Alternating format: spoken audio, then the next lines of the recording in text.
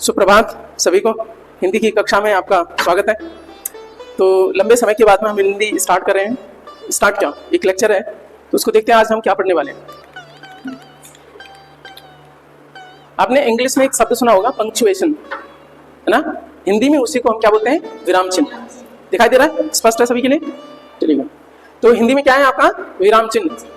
आखिर विराम चिन्हों की जरूरत क्या पड़ी और क्या इसका मतलब होता है? इंग्लिश में इसी को पंक्चुएशन मार्क बोल देते हैं, ठीक है। कहां पे रुका जाता है? इसका विराम का मतलब होता है कहीं पे विराम करने का मतलब ठहराव या रुकना।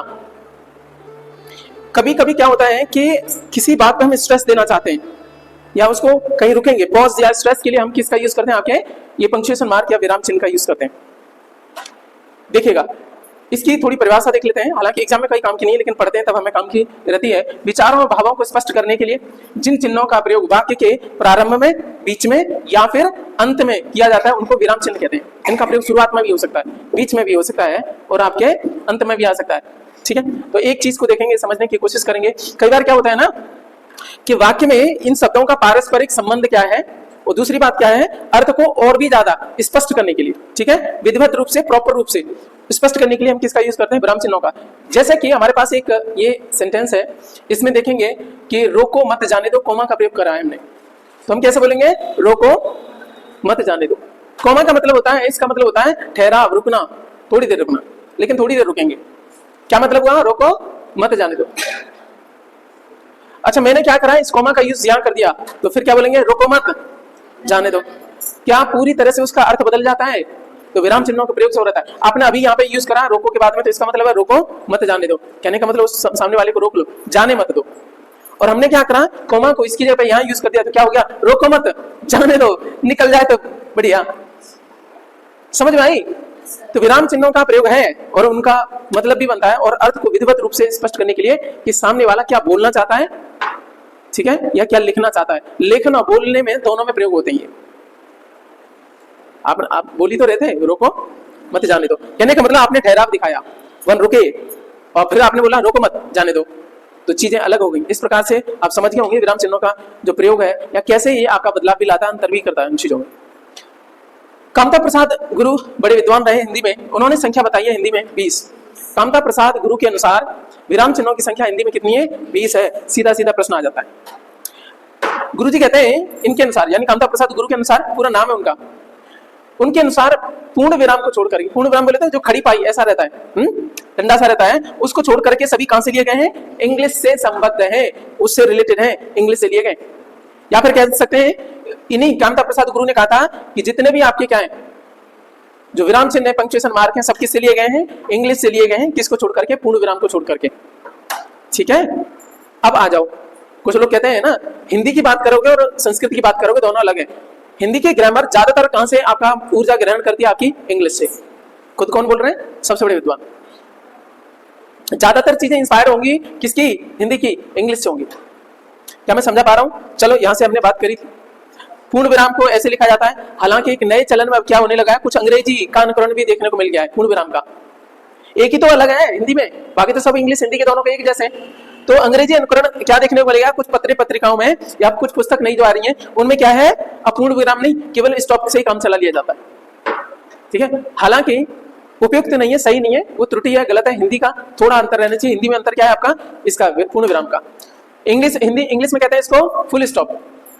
तो कुछ लोग क्या करने लगे, विराम की जगह पे क्या लगा देते हैं? स्टॉप से काम चला देते हैं कि विराम हो गया, ठीक है, इंग्लिश कर दिया उन्होंने, ठीक है। तो मेरी बात समझ में आ गई? यद्यपि हम बात करेंगे हिंदी की, तो क्या है, यही सही रहेगा, फुल स्टॉप में या पूर्ण विराम में, ठीक। अब हम चलते हैं आपके अगले सेगमेंट पे, और जिसमें हम बात करेंगे सभी विराम चिन्हों की, एक एक करके चर्चा करेंगे। 20 से 21 हम पढ़ेंगे। क्या है आपके हिंदी में प्रचलित विराम चिन्ह? विची क्या है आपका? विराम चिन्ह, शॉर्ट में लिख दिया। चलो शुरुआत करते हैं आपके पहले से, अल्प विराम। कौन सा आपका? अल्प विराम। इंग्लिश में इसको कोमा बोलते हैं। क्या बोलते हैं? अच्छा, हिंदी में इसका अल्प की जगह पे स्वल्प भी हो जाता है। क्या हो जाएगा? उसने ऑप्शन में ही नहीं दिया अल्प विराम। क्या है आपका? स्वल्प विराम। तो हम उसका दूसरा नाम भी देख के चलेंगे। अल्प विराम को क्या बोलते हैं? स्वल्प विराम। सर, अल्प का मतलब होता है थोड़ा, कितना चाहिए? सुबह सुबह जो नाश्ता करते हैं उसको कहते हैं अल्प आहार, अल्पाहार, थोड़ा। और कुछ लोग क्या करेंगे, थोड़े से काम नहीं है, ठूस के खाएंगे। सर, वो अल्पाहार नहीं है, प्रातःरास नहीं है। ब्रेकफास्ट को क्या बोलते हैं आपका? प्रातःरास, अल्पाहार, ऐसे करके कुछ शब्द रहते हैं। अब अल्प विराम की बात करेंगे तो पढ़ने बोलने में थोड़ी देर रुका जाता है या थोड़ी देर ठहराव होता है, उसी को क्या बोलते हैं? अल्प विराम बोलते हैं। जैसे राम, लक्ष्मण, भरत और शत्रुघ्न क्या है? भाई है। ऐसे सेंटेंस में हमने बात करी। राम लक्ष्मण सबके बाद में क्या देखने को मिल रहा है? ये। लेकिन एक शर्त क्या है? लास्ट वाले से पहले आपको और का प्रयोग देखने को मिलेगा।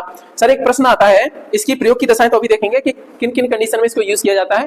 पहला एक प्रश्न आता है, क्वेश्चन ये है कि कौन सा विराम है जिसका प्रयोग हिंदी में सबसे अधिक होता है? कौन सा विराम चिन्ह है जिसका हिंदी में सर्वाधिक प्रयोग होता है? वो कौन सा है? कॉमा या अल्प विराम है, हम खूब प्रयोग करते हैं। समझ आ गई ना? एक प्रश्न रहेगा, सारे ये जो विराम है, अल्प विराम नहीं, सारे विराम है, विराम चिन्ह है, पंक्चुएशन मार्क है, उनमें सबसे ज्यादा यूज किसका होता है? कॉमा का होता है। ठीक है, चलो देखते हैं इसकी प्रयोग की दशाएं देखते हैं क्या क्या कंडीशन है किसकी? अल्प विराम की। तो पहली है, एक ही तरह के कई शब्द आए तो प्रत्येक के बाद में लगता है किंतु अंतिम के पहले और लग जाता है, जिसका उदाहरण हमने दिया था इस वाले में। एक ही तरह के कई शब्द क्या है? सब भाइयों के नाम है, भाइयों बहनों के जिनके नाम है ना एक ही तरह के कई शब्द, तो उनके बाद में, राम के बाद में, लक्ष्मण के बाद में, ठीक है। लेकिन ध्यान रखना इन लास्ट वालों में क्या लगेगा? किंतु अंतिम के पहले क्या लगेगा? और का प्रयोग होता है। क्या हम समझा पाए? 20 लोग होते तो 19 तक तो ठीक है, उस 19 और 20 के बीच में और का प्रयोग होता। ठीक है, समझ आई बातें? एक हो गया, एक ही तरह के शब्द रहे तो क्या लगेगा बाद में, लेकिन लास्ट वाले से पहले और लगेगा। ये तो प्रयोग शायद पता था तुम्हें, ठीक है? नहीं पता था, अच्छी बात है। अगला है इसी में सेगमेंट, समुच्चय बोधक शब्दों के पूर्व लगता है, पहले लगता है। समुच्चय बोधक शब्दों के पूर्व, जैसे क्योंकि, इसको तुम जबरदस्ती अपने हिसाब से लगाते थे, क्योंकि के बाद में लगाते थे, लेकिन इसमें मतलब क्या है सर? इनसे पहले लगता है। आपने खूब गलतियां करी होगी, अभी मैं बताऊंगा हिंदी में। परंतु के बाद में नहीं लगता, ये पहले लगता है। ये तो इनको बताने के लिए मैंने ये कोमा लगाया, ये इनको बताने के लिए समझाएं। ये समझ आ रही है ना? क्योंकि इनको अलग करा है ना, क्योंकि, परंतु, किंतु, इसलिए इनके पहले लगता है, इनके पूर्व में लगता है। जैसे मैंने बहुत परिश्रम किया, परंतु के बाद में नहीं लगाते, लेकिन तुमने ज्यादातर कहां लगाया होगा? परंतु के बाद में। ये गलती होती है कि नहीं? करते हो? क्योंकि के बाद में कोमा लगा दिया, नहीं, उससे पूर्व में लगता है। समझ आई बात? तो यहां समझो, मैंने बहुत परिश्रम किया, इस बात को रोकना है। ठहराव कहां आएगा? बहुत परिश्रम किया, किंतु या परंतु, परंतु क्या हो गया? फेल हो गया। ठीक है, ये बात बहुत ध्यान रखनी है, क्योंकि अक्सर गलतियां करते हैं। जब नई नियम पता होता है तो कहीं अपने हिसाब से जुगाड़ लगा रहे होते हैं। समुच्चय बोधक शब्द के बारे में क्या रूल आया? सर उससे पूर्व में लगता है। एक तो ये हो गया हमारा। अब चलते हैं सर आपके शब्द युग्मों में अलगाव दिखाने के लिए आता है। जैसे हम बात करेंगे भाई और बहन, कोमा सच और झूठ, कोमा माता और पिता, तो ये क्या है? आपके शब्द युग में है। भाई बहन क्या है? शब्द युग। सच झूठ क्या है? शब्द युग। माता पिता, मौसा मौसी, फूफा फूफी, ये सब क्या है? शब्द युग में। ऐसे तुम्हें लाइन में बहुत सारे लिखने, तो एक ये हो गया, उसके बाद में कोमा, फिर दूसरा हो गया कोमा, फिर तीसरा हो गया कोमा। समझ में आई बात? भाई और बहन इसमें क्या है? शब्द युग में। उसके बाद में अगला शब्द युग में ये रहा, सच और झूठ, सत्य और असत्य, ये सब क्या है? दिन और रात, शब्द युग में है। इनके बीच में भी किसका यूज होता है? अल्प विराम का या कोमा का प्रयोग होता है। अगला देखते हैं, वाक्यांश अथवा उपवाक्य को पृथक करने के लिए भी होता है। उसके मंत्री न बनने से मैं सहमत हूं, मैं समझता हूं क्षेत्र का विकास नहीं होगा। जब आप भाषण दे रहे हो, उसके मंत्री न बनने से मैं समझता हूं क्षेत्र का विकास नहीं होगा, बीच बीच में आप रुक रहे हो ना, तो ये क्या हो गए? उपवाक्य हो गए। इनको पृथक करने के लिए वाक्यांश है, वाक्य के अंश है, उसके मंत्री न बनने से एक मैं समझता हूं, दूसरा क्षेत्र का विकास नहीं होगा। तो ये क्या हो गए? वाक्यांश या उपवाक्यों को, एक वाक्य के अंदर ही कई सेगमेंट होते हैं, उनको भी अलग करने के लिए कोमा का प्रयोग होता है। बात समझ में आ गई? अगला चलते हैं, पत्र में संबोधन के बाद में आता है। पत्र में संबोधन करते हैं कि नहीं? मान्यवर, महोदय, पूज्य पिताजी, पूज्य माताजी, इन सब के बाद में क्या? पूज्य पिताजी लिखा, फिर उसके बाद में क्या करेंगे? इनके बाद में आता है मान्यवर लिखा, फिर यहाँ पे लिखेंगे। सर के बाद में लिखते हैं कि नहीं, है ना? सर या मैम एप्लीकेशन लिखते हैं, पत्र में लेटर या एप्लीकेशन वहां पे लिखते हैं। तो संबोधन के बाद में, संबोधन सूचक जो शब्द है उनके बाद में लगता है। अंकों के लिखते समय होता है 1 2 3 4, इस तरीके से 30 50 40, ठीक है? तो अंकों के लिखते समय भी इनका प्रयोग होता है। नहीं लिखोगे तो क्या हो जाएगा? 12 हो जाएगा। समस्या है ना, समझाने के लिए। अच्छा, 1 और 2 के बीच में कोमा मत लगाओ तो क्या हो जाएगा? वो 12 हो जाएगा। या इनके बीच में मत लगाओ, तुम कहोगे कि 1 का, 2 का, 3 का, 4 का, और तुमने कोमा नहीं लगाया, तो इसका मतलब भाई साहब बहुत सारा तुम्हें बैंक बैलेंस खाली हो जाएगा तुम्हारा। लगा दो, यहां तक लगा दो, 8 तक लगा दो। 1 2 3 4 5 6, 6 का मतलब क्या सर? आपका 12 लाख हो गए हैं? चलो, इकाई, दहाई, सैकड़ा, हजार, 10,000, लाख, सही बात है। 1 लाख, हाँ हाँ हाँ सही है, मेरी बात समझ में आ रही है। और जबकि क्या है पता है आपका, अब इनको जोड़ो, 3 6 6 और 1 क्या 10 16 और 8 कितने हो गए, 24 हो गए।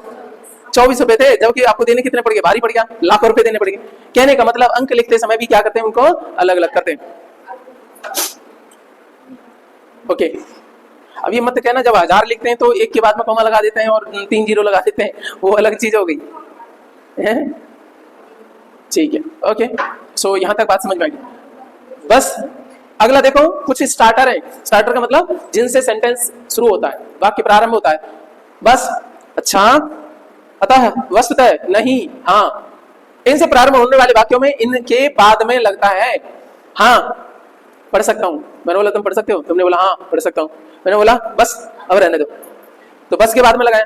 फिर बोला अच्छा अब मैं चलता हूं, तो अच्छा के बाद में लगाया। कहने का मतलब इनसे, ये क्या है आपके स्टार्ट, वाक्य प्रारंभ होते हैं ऐसे शब्दों से, तो इनके बाद में भी लगता है। मेरी बात समझ में आएगी, इनसे बाद में लगता है।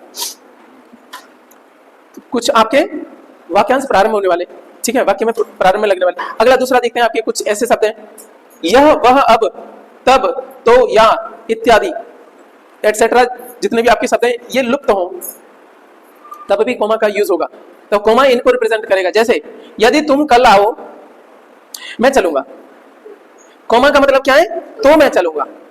यहाँ पे इनको तो को लुप्त दिखाना हो तो मैं कोमा भी लगा सकता हूँ, यह को लुप्त दिखाना हो तब भी कोमा लगा सकता हूँ। यह, वह, अब, तब, तो, या, इन सब की जगह कोमा का यूज हो सकता है। वह कब जाएगा कह नहीं सकता, वह कब जाएगा कह नहीं सकता, इसमें क्या लगता है, यह मैं कह नहीं सकता। ठीक है, तो इस प्रकार से हमने 8 चीजें देखी। सबसे पहला क्या देखा हमने कि एक तरह के कई शब्द आ रहे हैं तो उनके बाद में आएगा, लेकिन लास्ट वाले से पहले और का प्रयोग होगा। समुच्चय बोधक शब्दों में क्योंकि परंतु इनसे पहले यूज होगा, ये हाईलाइट है। तीसरा था शब्द युग्मों के बीच में भी प्रयोग होता है। चौथा था वाक्यांश को पृथक करने के लिए भी होता है। बड़े बड़े टुकड़े हो गए, शब्द नहीं हो गए। अब ये पहले वाले का ही क्या है, ये चौथा वाला क्या है, पहले वाले का ही है। उसमें क्या थे, शब्द थे, इसमें क्या हो गए, वाक्यांश हो गए। वाक्य में बहुत सारे अंश हो गए, उनको अलग करने के लिए हो जाता है। कोई दिक्कत, क्लियर हो गया। पत्र में संबोधन के लिए 5वें वाला, 6ठे वाला अंक वाला हो गया। 7वें वाला कौन सा हो गया, अच्छा आता है वस्तुतः, इनसे शब्द स्टार्ट हो रहा है, मतलब सेंटेंस स्टार्ट हो रहा है तो इनके बाद में यूज होता है। और 8वां क्या है, कुछ लुप्त वाले बताए गए हैं, अब, यह, तो, या, इनके साथ में भी प्रयोग होता है। तो बताओ सर जल्दी से, पहला वाला कौन सा था, कुछ आपके शब्दों के बाद में होता है, लेकिन क्या आपके एक तरह के शब्दों के बाद में, किंतु लास्ट वाले से पहले और का प्रयोग। दूसरा वाला क्या है, ये इंपॉर्टेंट था, समुच्चय बोधक शब्दों से पहले यूज होता है। ये हाईलाइटर ध्यान रखना, ये नोट है, एक समझ लो, बाकी नहीं भी समझ पाएंगे तो कोई दिक्कत नहीं, यहाँ कर रही दिक्कत रहती है। तीसरा वाला क्या था, शब्द युग्मों के बाद में, ठीक है, ओके ओके। अब चौथा वाला क्या है, उपवाक्यों या वाक्यांशों के अलग करने के लिए। 5वां वाला क्या है, जल्दी बताओ। नहीं,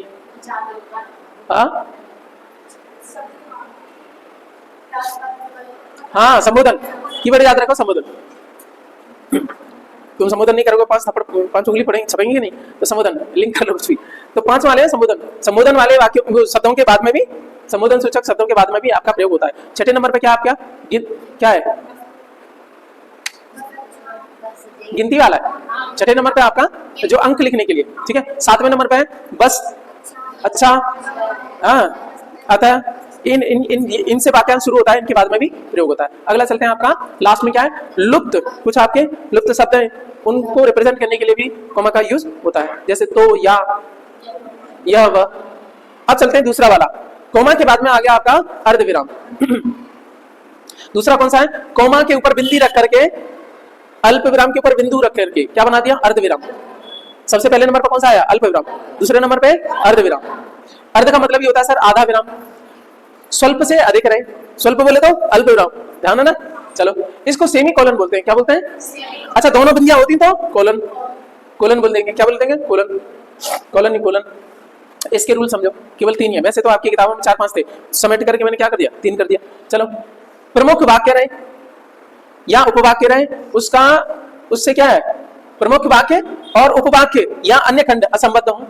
मुख्य वाक्य अलग है और उसके क्या है, अलग है, ज्यादा रिलेशन नहीं है, उसमें तो सब रिलेटेड थे, इसमें रिलेशन नहीं दिखाने के लिए क्या लगाएंगे, ये सेमीकोलन लगाएंगे, सेमीकोलन लगाएंगे, अर्धविराम लगाएंगे। या फिर और से न जोड़े जा सकने वाले 2 उपवाक्य, उनमें भी किसका यूज करेंगे, जहां और से नहीं जोड़े जा सकते, और वाले किसमें, कोमा वाले में आएंगे, और से नहीं जोड़ सकते। चलो देख लेते हैं, आओ चले, आराम करें। आओ का मतलब कुछ और है, चले का मतलब कुछ और है, आराम का मतलब कुछ और है। ठीक है, उपवाक्य से थोड़ा थोड़ा अलग है। वाक्य तथा उसके खंडों में कथन पर परिणाम अंत में आए, वहां पे भी हम लगाएंगे क्या, देखो आओ, आने का मतलब अलग है, बैठो का मतलब अलग है, खेलो पर बदमाशी मत करो, है ना। तो लास्ट में इन सब के बीच में भी क्या लगेगा, अर्धविराम लगेगा। चलो, 2 या 2 से अधिक उपाधियों के बीच में भी लगता है, जैसे PhD, MSc, MA, net, BBA etcetera, ये सारी उपाधियों के बीच में भी क्या रहेगा आपका, यही अर्धविराम रहेगा। ये मैं परस्यू कर रहा हूं, बाकी तो है। चलो अगला है सर आपका उपविराम। सबसे पहले हम चले अल्प विराम पे, उसके बाद में अर्ध विराम पे। अब चल रहे हैं, देखो हमारा क्रम क्या है, विराम पे जाके रुक जाएंगे। ये 4 भाई हैं, सबसे पहले अल्प, अर्ध, उप, विराम के नजदीक पहुंच गया, या अपूर्ण विराम भी बोल देते हैं, पूरा विराम नहीं, अपूर्ण विराम चलेगा। उप विराम या अपूर्ण विराम, इंग्लिश में क्या बोलेंगे, कोलन, सेमी कोलन क्या था, अर्ध, 1 बिंदी है तो सेमी कोलन, 2 बिंदी है तो कोलन। इंग्लिश भी ध्यान रखो, जिससे हमारा आधा काम इंग्लिश में भी हो जाए। अच्छा, एक समस्या है, इसमें 2 बिंदु होते हैं, ठीक है, 2 बिंदु होते हैं, इस वजह से विसर्ग के समकक्ष मानते हैं कौन, कामता प्रसाद गुरु। तो गुरु जी मना कर देते हैं, कहते हैं ये विराम चिन्ह है ही नहीं है। वो कहते हैं कि यदि इसको चिन्ह बनाओगे तो एक समस्या है, तो फिर उसको विसर्ग को क्या कहोगे, तो कामता प्रसाद गुरु जी इसको कहते ही नहीं है कि ये विराम चिन्ह है, इसको नहीं मानते। ठीक है, लेकिन हम पढ़ेंगे इसका यूज कहाँ होता है, हिंदी में यूज होता है, गुरु जी तो नहीं मान रहे पर हिंदी में होता है। देखो, अर्ध विराम से अधिक समय या ठहराव रहे, सर अल्प विराम में कम रहेगा और अर्ध विराम में थोड़ा ज्यादा रहेगा, और उप विराम में और भी ज्यादा ठहराव रहेगा, बोलने में रुके। और विराम का मतलब है पूरी तरह से रुक जाना, सेंटेंस खत्म, अगला सेंटेंस आएगा वो बात अलग रहेगी। ठीक, यहाँ पे ठहराव क्या है, शुरुआत के 2 वाले से ज्यादा ठहराव है, ज्यादा रुकना है, तब लगाएंगे सर उप विराम। जैसे प्राय ये शीर्षकों में यूज होता है, कामायनी, कामिनी क्या है, कामिनी एक अनुशीलन, कामिनी किताब का नाम दिया, एक अनुशीलन, ये पूरा उसकी क्या है, हेडिंग है, शीर्षक है, तो कामिनी मुख्य है इसमें। बाकी उसके बाद में ये थोड़ा डिटेल दे रहा है इसकी, कामिनी की एक अनुशीलन। इस तरीके से पुस्तकों पे मिल जाएगा। जैसे एक मूवी आई गदर, 2 बिंदी के बाद में लिखा रहेगा एक प्रेम कथा, है ना, रहता है कि नहीं, मूवी का नाम क्या है, गदर। समझ में आई बात थोड़ी बहुत, तो ये चीज होगी। या इसको सर एक और नाम देते हैं न्यून विराम, इसके 3 नाम हो गए, उप विराम, अपूर्ण विराम, न्यून विराम। जानबूझ के क्यों बोल रहा हूं, एग्जामिनर क्या कर देगा, ऑप्शन में देगा निम्न मत में से ये 2 बिंदु वाले को क्या कहेंगे, उसने दिया ही नहीं, उप विराम या अपूर्ण विराम, तुमने कही कि इसमें तो आई नहीं है, तुम ढूंढ रहे हो, और ये क्या निकला आपका, न्यून विराम। ठीक है, ओके, बात समझ में आ गई। अगला चलते हैं सर आपका पूर्ण विराम पर आ गए आप, इसको इंग्लिश में बोलेंगे, इस इंग्लिश में तो नहीं बोलते हैं, इसको फुल स्टॉप की तुलना की जाती है, तो इसको कह सकते हैं फुल स्टॉप, बट इंग्लिश में फुल स्टॉप कैसा होता है, बिंदु स्वरूप होता है। ठीक है, ओके, समाप्ति का बोधक होता है, वाक्य के पूर्ण अर्थ का बोधक भी होता है, कहता है कि वाक्य पूरा खत्म हो गया। राम पुस्तक पढ़ता है, वाक्य के अंत में लगता है, इस प्रकार से क्या लगेगा, वाक्य के अंत में लगेगा। वह डाकू, भयानक डाकू, छंद के चरणों की समाप्ति पे भी लगेगा। इस तरीके से कहानी उपन्यास के उसमें भी यूज होता है। उपन्यास में क्या होता है कि बीच बीच में ठहराव खूब होता है, तो उपन्यास में आप देखोगे बहुत ज्यादा पूर्ण विराम चिन्ह का यूज होता है। वह डाकू, भयानक डाकू आ रहा था, खड़ा, बार बार यूज होगा, ज्यादातर यूज होता है पूर्ण विराम का। उपन्यास पढ़े किसी ने, कौन सा पढ़ा है, हाई स्कूल में नहीं पढ़ा, कौन सा बता जल्दी, है? मैंने पढ़ा है आपका कर्मभूमि, गोदान, और वो कौन सा है, आनंद भट्ट, 5-6 पढ़े मैंने, आनंद भट्ट है सिलेबस में, लॉकडाउन में पढ़े थे। मुंशी प्रेमचंद को मैंने जाना उनके थ्रू, उपन्यास के थ्रू, क्या विद्वान व्यक्ति है।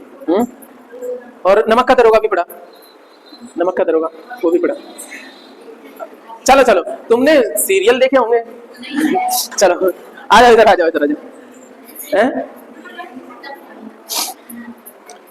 ओके, 5G तो अब आया है, उस टाइम पे तो तुम वेट करते होंगे, आज का तो 1 GB या 1.5 GB हो गया, था ही नहीं। चलो ठीक है, अब रोना शुरू मत करो, आ जाओ इधर। अगला चलते हैं सर आपका प्रश्नवाचक। 4 प्रकार के हमने स्टॉप की बात करी है ना, उसके बाद में 5वां वाला ले आए हम प्रश्नवाचक।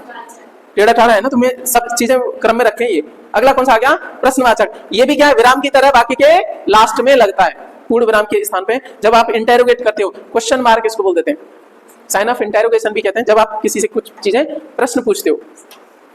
पूर्ण अर्थ बताने वाले प्रश्नवाचक वाक्य है। ये भी पूर्ण अर्थ कहने का मतलब क्या है, पूर्ण विराम के स्थान पे लग जाता है। जब आप उसी को इंटेरोगेशन के रूप में पूछते हो तो फुल स्टॉप की जगह पे किसका यूज आ जाता है, प्रश्नवाचक शब्द का प्रयोग होता है। तो यहां तक मैंने बात समझा दी। तो अब तक मेरे को बता दो क्या क्या पढ़ लिया हमने।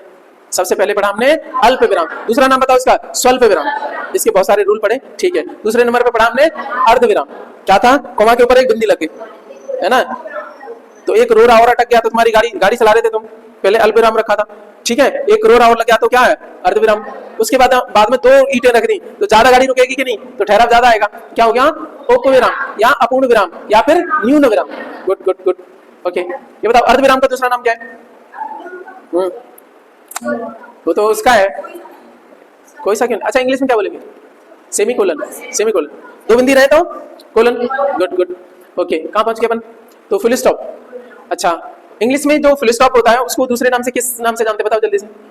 इंग्लिश में जो फुल स्टॉप होता है, यानी कहने का मतलब जो बिंदी रूप में आता है, हमने आज तक किस रूप में जाना है, फुल स्टॉप। उसको पीरियड भी बोलते हैं, क्या बोलते हैं, पंक्चुएशन का टाइम आएगा तब बताऊंगा ठीक है। इंग्लिश में, अच्छा इंग्लिश में जो है ना, आपको क्या लग रहा है कितने यूज होते होंगे फंक्शनल ग्रामर में, जो है ना इंग्लिश में वास्तविक रूप से देखो तो लगभग 14 यूज होते हैं, सारे यूज नहीं होते। भले ही गुरुजी कह रहे हैं कि ये सब जो ना इंग्लिश से लिए, इंग्लिश में थोड़ा। चलो, तो हमारे 5वां कौन सा था सर, आपका क्वेश्चन मार्क या आपका प्रश्नवाचक चिन्ह। अगला चलते हैं आपका विस्मयादि बोधक या आश्चर्य चिन्ह। मैंने खड़ी पाई आ गई तो तीनों ही उठा लिए थे फिर मैंने, तो ये क्रम में रखे हैं आपके साथ में। तो आप कौन सा आ गया, आश्चर्य चिन्ह आ गया। हर्ष, शोक या प्रसन्नता दर्शाने के लिए इन सब के लिए किसका यूज होता है, इसका विस्मयादि बोधक या आश्चर्य चिन्ह भी इसको बोला जाता है, इसका प्रयोग होता है। अगला चलते हैं 7वें नंबर पे, उद्धरण या अवतरण चिन्ह। इसमें वो एक वो बनाई हुई है, 6ठे नंबर पे तुम्हें हॉकी पड़ गया, आश्चर्य हो गया। 7वें नंबर पे प्रकाश है, कोई अवतरित हुआ है, वो कहानी इसमें बनाई है मैंने याद करने के लिए, सारे आपको याद हो जाए। उद्धरण या कोटेशन वाला, कोट होता है ना किसी का, कोटेशन मार्क भी बोल देते हैं इनको, किसको, इन वाले को, इन्वर्टेड कॉमास को कोटेशन मार्क बोलते हैं, इंग्लिश में क्या बोलते हैं, ठीक है, पहली बार ही सुन रहे होंगे। उद्धरण या अवतरण चिन्ह, किसी के कथन या अंश को यूं कहते हूं लिखना, किसी के कथन या पुस्तक के अंश को ज्यों का त्यों उद्धृत करना, कोट करना या लिख देना, उसको भी क्या बोल देते हैं, तो उसको किसमें दिखाएंगे, डबल इन्वर्टेड कॉमास में। आप लोग सर सिंगल वाला कब यूज करते हैं, इसी मान लीजिए कोई किसी की कोट लिखा और बीच में और लिखना है किसी के बारे में, तो उसको सिंगल इन्वर्टेड में लिखते हैं। बाकी डिटेल में कराऊंगा, हालांकि समझो पहले, यानी किसी के कथन को या किसी के अंश को किसी पुस्तक में से सीधी लाइन लिख रहा हूं तो उसको भी कहेंगे उद्धरण या अवतरण चिन्ह, ठीक है, उद्धरण या अवतरण चिन्ह। किसी दूसरे की बातों को लिखना, जैसे मैंने बोला कबीर वाणी के डिक्टेटर थे, और ये कथन किसने कहा, डॉक्टर हजारी प्रसाद द्विवेदी ने कहा था। जो उनका कथन है यूं कथन ही लिखना, ये हमने नहीं कहा। कबीर क्या थे, वाणी के डिक्टेटर थे, कहने का मतलब उनको भाषा पे क्या था, कमांड थी, जैसे चाहे वैसे वो कर लेते थे। पंचमेल खिचड़ी थी उनकी, इंग्लिश भी लिख रहे हैं, संस्कृत भी लिख रहे हैं, सब जो है ना पता ही नहीं है। खिचड़ी में क्या है ना, कुछ भी डाल दो सब चलता है, जो बच गया तुम्हारे घर में, ठीक है, दाल डाल दो, ये डाल दो, वो डाल दो, ठीक है, 1-2 टमाटर पड़ गए वो डाल दो, ठीक है, बैंगन बच गया वो भी डाल दो, कद्दू लौकी सब डाल दो। खिचड़ी है भैया, खिचड़ी में तो कुछ भी पड़ जाता है। तुम्हारा मतलब खिचड़ी का मतलब दाल और थोड़ा चावल वही है क्या, खिचड़ी में कुछ भी पड़ता है, ठीक है, ओके। कुछ भी का मतलब जहर मत डाल देना आ जाओ सर, खाद्य की बात कर रहे हैं। अवतरण की बात में आ गया सर आपका संयोजक चिन्ह आ गया। सर क्या है आपका, संयोजक चिन्ह। अब एक समस्या है, थोड़ा मैं समझा के चलूंगा। संयोजक चिन्ह है इस तरीके से, और इसको थोड़ा और बड़ा कर दोगे तो क्या हो जाएगा, डैश हो जाएगा। इसको संयोजक चिन्ह को इंग्लिश में बोलते हैं हाइफन, क्या बोलते हैं सर, और थोड़ा बड़ा होता है उसको बोलते हैं डैश। सर आप बताइए इसका अंतर क्या है दोनों में। पहली बात तो ध्यान रखना, इसके संयोजक चिन्ह के बाद में कोई गैप नहीं रहेगा, लेकिन जो डैश है उसके बाद में गैप देखने को मिलता है। अभी मैं पूछूंगा अभी, ठीक है, क्या देखने को मिलता है, गैप देखने को मिलता है इस डैश में, जो बड़ा है उसमें गैप देखने को मिलेगा, बताऊंगा। जैसे मैंने बोला, समझिएगा, 1945 से लेकर के कहां तक बोला मैंने, 2014 या 2024 या 1947 से लेकर के 2024 मैंने ये रखा। तो मैंने बोला 1947 देश आजाद हुआ, देश लिखा, फिर उसके बाद में लिखा 2024। तो इनके बीच में क्या रहेगा, डैश तो रहेगा, साथ में एक पॉइंट का गैप भी रहेगा। लेकिन जैसे डैश की बात, इसकी बात करेंगे हाइफन की, तो इसमें क्या है, गैप नहीं रहेगा, दोनों में मार्जिन नहीं रहेगा। सर ये सीक्रेट चीजें, ठीक है।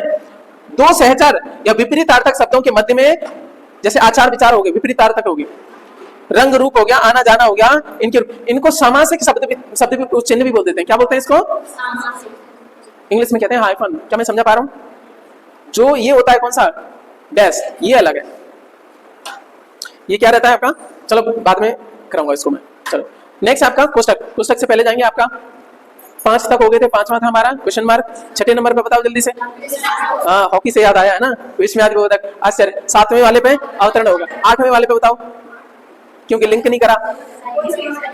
संयोजक ही है, चलो ठीक है। संयोजक में क्या करोगे, सामासिक वाला है तो उसमें क्या करोगे,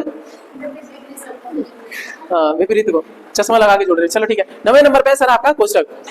क्या है आपका कोष्टक, इंग्लिश में इसको ब्रैकेट बोलते हैं। अर्थ स्पष्टीकरण के लिए प्रयोग होता है किसका, इस वाले का। क्या हिंदी में एक ही यूज होता है, ज्यादातर एक ही यूज होता है, लेकिन कामता प्रसाद गुरु 3 का यूज करते हैं। वो इनको भी ले आते हैं, किनको, क्या बोलते हैं, मझला कोष्टक, इसको बड़ा कोष्टक, हिंदी में कहते हैं इसको छोटा कोष्टक। इंग्लिश में बात कर लेते हैं, इसको क्या बोले, पैरेंथेसिस बोलते हैं इसको, स्मॉल ब्रैकेट नहीं बोलते। तुम जबरदस्ती ट्रांसलेट कर दो, बात अलग है। पैरेंथेसिस बोलते हैं, और इसको बोलेंगे आपका कर्ली ब्रैकेट, या यूएस इंग्लिश में इसको ब्रेसिस बोलते हैं। कर्ली ब्रैकेट बोलते हैं आपका यूके वाली में, इंग्लैंड वाली में। यूएस वाली में ब्रेसिस बोलेंगे, जलेबी ब्रैकेट नहीं, ठीक है। अच्छा इसको क्या बोलेंगे, इसको आपका ब्रिटिश इंग्लिश में क्या बोलेंगे, स्क्वायर ब्रैकेट। स्क्वायर ब्रैकेट इसका मतलब क्या होता है, स्क्वायर माना जाता है ना, स्क्वायर ब्रैकेट बोला जाता है। अच्छा यूएस इंग्लिश में क्या बोला जाएगा, अमेरिकन में क्या बोला जाएगा, केवल आपका ब्रैकेट बोला जाएगा, ठीक है। तो ये है चीजें, तो ध्यान रखना। इसको पैरेंथेसिस, कर्ली ब्रैकेट, और ये कौन सा, स्क्वायर ब्रैकेट, इतना ध्यान रखना। हिंदी में आप जानते हो अर्थ स्पष्टीकरण के लिए रहता है। कई बार आपने लिखा है कौनते, और तुम समझ नहीं पाए तो कोष्टक में लिख दिया क्या, अर्जुन। कौनते कौन, अर्जुन को बोला जाता था क्योंकि कुंती का पुत्र था वो। कर्ण कौन था, कौनते ही था। कर्ण भी कौन था, कौनते, वो तो बाद में पता पड़ी। ओके अब हमारे पास में विवरण चिन्ह, एक हम पढ़ के आए 2 बिंदी, उसको हम कोलन बोलते थे, लेकिन ये कोलन नहीं है। इसमें क्या आपको डैश भी देखने, सॉरी ये हाइफन और कोलन का मिक्सचर है। ये हाइफन बोले तो अब डैश नहीं है, ये संयोजक। हाँ संयोजक, और उसका किसका बताओ, उपविराम का संयोजन मिक्सचर है। इसको क्या बोलेंगे, विवरण चिन्ह, या बोलेंगे आपका आदेश चिन्ह, आदेश या विवरण चिन्ह। सुनो मेरी बात, स्थान व्यक्ति या वस्तु के वर्णन के लिए प्रयोग होता है किसका, विवरण चिन्ह का, ठीक है। आपको लिस्ट देते हो उसके लिए भी रहता है, फलानी चीजें। आपने बोला हिंदी में वाक्य कितने प्रकार के होते हैं, ये करोगे और फिर लिखना शुरू कर दोगे 1 2 3 4, एक लिस्ट देते हो तभी इनका प्रयोग होता है, क्योंकि विवरण है वो भी। क्या मैं समझा पा रहा हूँ चीजें। अगला चलते हैं आपका पुनरुक्ति। पुनरुक्ति चिन्ह कौन से होते हैं, यूं करके जब ब्याह शादी होते हैं, ठीक है, 100 रुपए फलाने सिंह, आपका गांव कौन सा है, मई घेरा। एक और जनी आगे कोई, इतने रुपए दान में दिए फलाने सिंह ने, गांव का नाम मई घेरा। तो दोबारा नहीं लिखेंगे, एक बार लिखा दूसरी बार कर दिया यूं करके, इसका मतलब क्या, वही ऊपर आओ। पुनरुक्ति का मतलब क्या है, जो हमने पहले कहा था उसी की वही रिपीट हुआ है, पुनरुक्ति। वो कथन कहा गया है, वो बात कही गई है, एक ही वस्तु को बार बार दोहराने में। अरे आप एक लिस्ट घर पे बनवाई गई कि इतने इतने किलो चीजें लेके आनी है, आपने बोला ठीक है, कांदा 2 किलो, फलानी चीज इतने किलो, 2 किलो ही, 4 किलो, तो आप 2 किलो एक बार लिखोगे, बाद बाकी बोल दोगे तुम्हें बड़ा यार 2 किलो चाहिए, बार बार केवल क्या कर दोगे, पुनरुक्ति चिन्ह लगा दोगे, ठीक है। तो ये बात समझ में आ गई। अगला चलते हैं आपका लाघव चिन्ह। लाघव चिन्ह क्या होता है, एक शून्य जैसा देखने को मिलेगा पीछे, पूरा शब्द ना लिखना चाहो आप क्या करो, उसको छोटा कर दो। प्रारंभिक शब्द को क्या कर देते हैं, उसी के बाद में क्या लगा देते हैं, 0 लगा देते हैं। जैसे आपका प्रधान डाकघर लिखूंगे तो क्या कर दूंगा, प्रडाघ। ये क्या हो जाते हैं आपके लाघव चिन्ह। उसको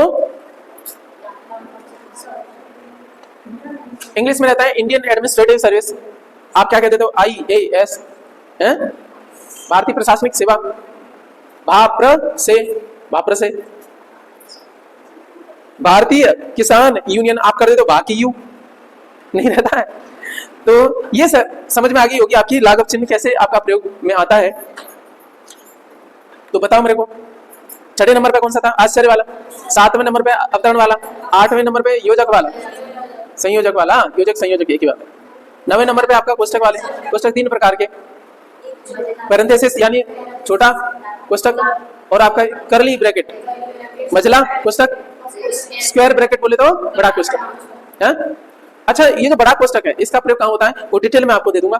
कई बार क्या हो जाता है, त्रुटि हो जाती है तब इसका यूज होता है। बाकी में किसी खंड में त्रुटि आ गई तो वहां आपने लिख दिया, ठीक है। बाकी और भी चीजें हैं तो देखेंगे आपके कहाँ बात कर रहे हैं। ये होगा 10वें नंबर पे क्या था, विवरण चिन्ह, ठीक है। उसमें क्या है आपके दो बिंदी के बाद में आपका क्या रहेगा, योजक चिन्ह रहेगा। किसी को आपका लिस्ट देने के लिए या विवरण देने के लिए आता है, जैसा नाम है वैसा ही है। 11वें नंबर पे क्या था, पुनरुक्ति वाला, खुद 11 नंबर पुनरुक्ति जैसा ही है ना।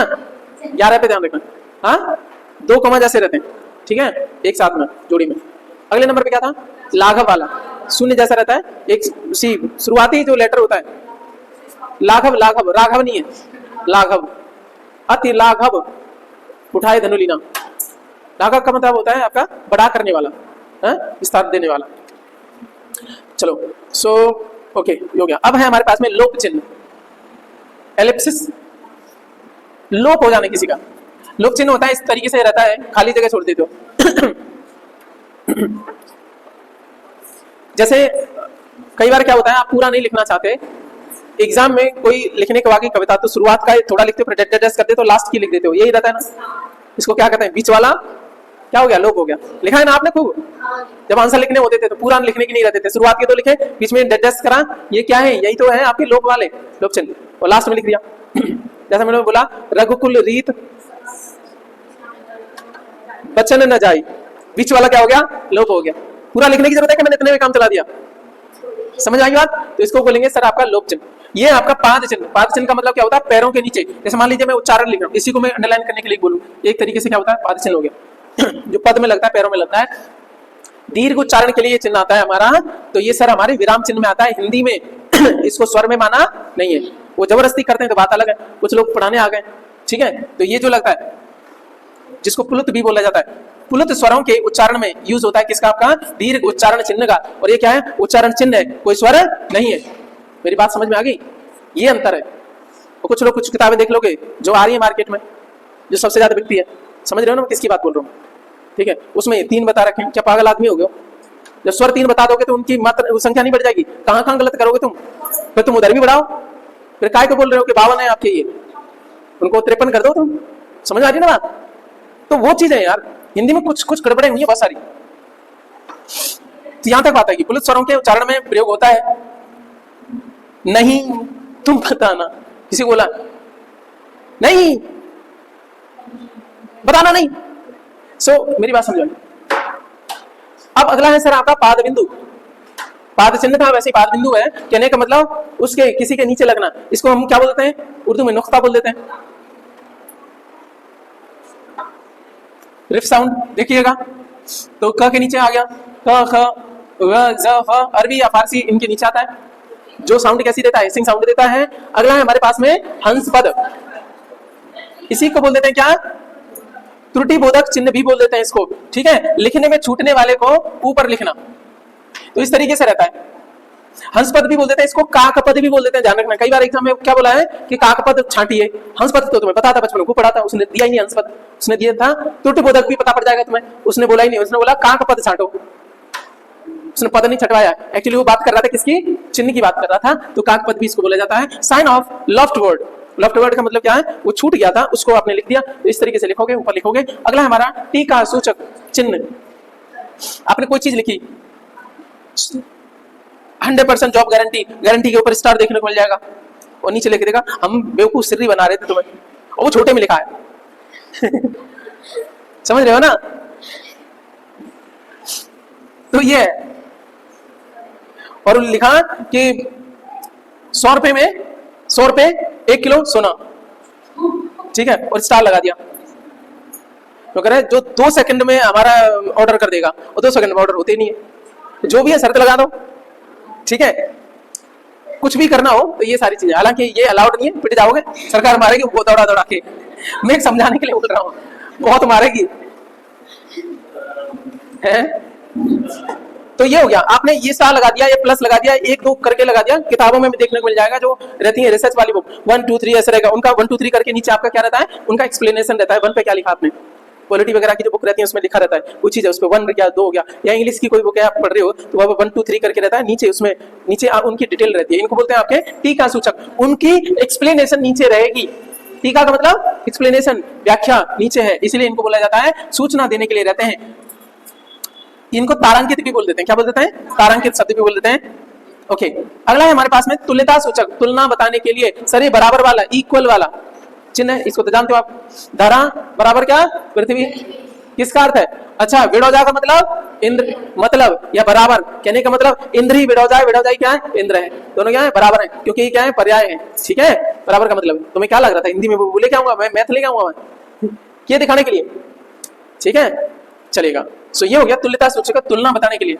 धरा का मतलब पृथ्वी है, विडोजा का मतलब इंद्र है, इंद्र का मतलब विडोजा है, तो ये क्या है, दोनों बराबर है, ये है। अब आ गया आपका समाप्ति सूचक। समाप्ति सूचक का मतलब क्या कर देते हो आप, ऐसे करके वो डिजाइन बना देते हो, अरे क्रॉस बना दो कोई बात नहीं है, 1 2 3 4 क्रॉस क्रॉस बीच में कर दो, ये सब क्या समाप्ति सूचक है, जो कि आप अक्सर करते हो। मैं स्माइली लगा देता हूँ, नहीं लगाता हूँ क्या, तो अपने अपने तरीके से हैं, इनमें कोई दिक्कत नहीं। लेख पुस्तक या अध्याय की समाप्ति पर ये लगाए जाते हैं, इनको समाप्ति सूचक चिन्ह कहते हैं। तो अब ये बताओ, तो हमने कहाँ तक करे आपके हो गए। अच्छा 1 मिनट इसमें लिंक करो, 13 पे 13वीं का तो लोप हो गया, अरे झंडे पे पाद चिन्ह का कैसा है झंडे के पीछे, अच्छा चलो अपना अपना दिमाग में रखो। दीर्घ उच्चारण बोले तो आप वीणा लेकर के उच्चारण करें। 16 पे क्या है, पाद बिंदु, हाथी, पता नहीं क्या, हंस पद क्या है 17वें नंबर पे, हंस जो ठीक है सैंडविच खा के हंस रहे हो। और ये डमरू पे क्या है, टीका, तारंकित, क्या डमरू कुछ जो भी है। तुल्यता सूचक वाला क्या है, हवा करके तुलना करे, अरे भाई अच्छा बुरा है। चलो 20 पे क्या है, स्कूटी लेके समाप्ति कर दी आपने, चलो ठीक।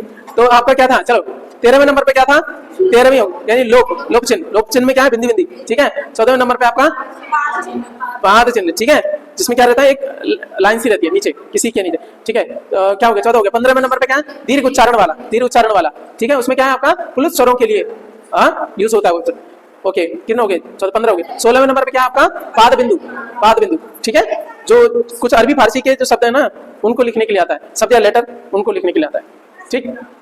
तो जैसे क ख ग ऐसे करके। 17वें नंबर पे हंस पद या काक पद, लफ्ट वर्ड भी बोल देते हैं, क्या बोल देते हैं आपके इंग्लिश में बोल देते हैं, यानी कोई त्रुटि बोधक शब्द भी, वो भी चिन्ह भी बोला जाता है। कहीं गलती होगी उसको ऊपर लिखना है, पूरा काटने का मतलब नहीं है, तो उतना आपका रहता है, इसको हंस पद या काक पद भी बोला जाता है, ठीक है।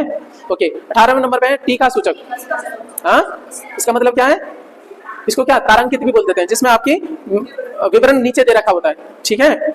ओके विवरण देने के लिए रहता है, एक्सप्लेन करने के लिए रहता है। और लास्ट में आपका समाप्ति सूचक। इस प्रकार से मैंने सारे आपके, कौन सा रह गया, हाँ तुलना वाला 19 वाला, अच्छा हवा कर रहे हो, तो तुल्यता सूचक है। और 20वें नंबर पे आपका कौन सा, समाप्ति वाला, ठीक है। तो इस प्रकार से सारे आपके हो गए। सर अब एक चीज बताऊं आपको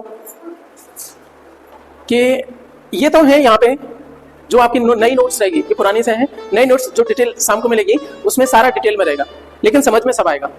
तो ये टॉपिक आपका समाप्त हो जाता है, अब दोबारा नहीं पढ़ा जाएगा, ठीक है। उसी पे मिल जाएगा टेलीग्राम पे, इसी नाम से है, उसको देख लेना। आगे क्या हमारे पास में, हाँ धन्यवाद, ठीक है, चलिए मिलते हैं, हाँ ओके।